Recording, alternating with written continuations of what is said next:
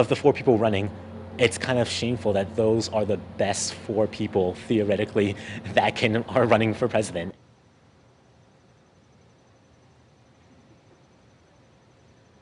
I know I don't support Hillary, but I also really don't support Trump. Gary Johnson not knowing what Aleppo is, Jill Stein being a little too far left. I was originally thinking I was going to lean toward the Republican side, and then I started exploring the candidates, and I came upon Donald Trump. I don't think his plans are good for our country. I don't think he knows what he's doing. I don't think he's presidential, and some of the stuff he says is very, very insulting. And he just had such a fresh and clear-cut way of thinking, and as he expanded his policies, I started to fall in love with him more, especially once he started talking about jobs. Donald Trump just isn't an option to be president of the United States. It's difficult to throw support behind any one candidate because a support for one candidate is at least implicit support for many terrible policies.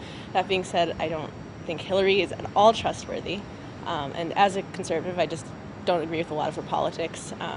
I don't want someone I can't trust and someone that thinks they're above the law to be in charge of the country. She's the only other option at this point. Voting for Gary Johnson or Jill Stein or Evan McMullen is a noble, maybe, action, but none of them are going to win. One thing I think is kind of sad is all like the personal attacks and like antagonization. The candidates are both doing a really great job of engaging like younger voters because we're all on social media. Obviously, if someone's going to be president, it matters what kind of person they are.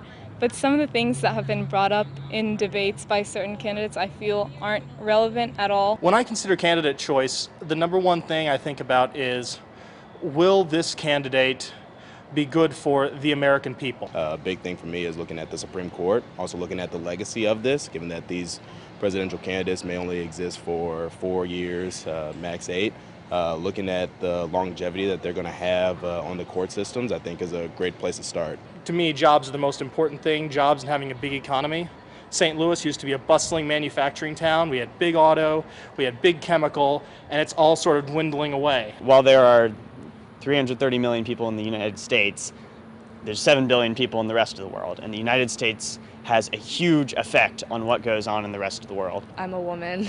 Obviously, I care about my rights, and I don't want a president who doesn't respect me as a person. Will this candidate cause a noticeable change in the way people live their lives, in the way people, allocate their resources, allocate their money? Will the candidate have a tangible impact on their average tax rate or on where their taxes go? Our foreign policy activities, what we do when we wage war, when we conduct treaties, when we do business overseas, that has a huge effect on the lives of so many people. Hey, NBC News fans, thanks for checking out our YouTube channel. Subscribe by clicking on that button down here and click on any of the videos over here to watch the latest interviews, show highlights, and digital exclusives. Thanks for watching.